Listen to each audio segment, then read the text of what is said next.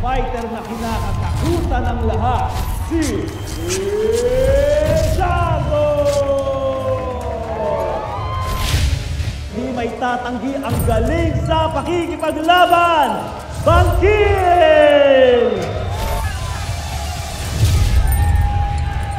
Ngayong Huwebes. Hindi ka nasusugatan. Pero alam ko nasasaktan ka. Ipanalo mo ang laban na ito, palalayain ko ang kahit sino sa kanila. Uy!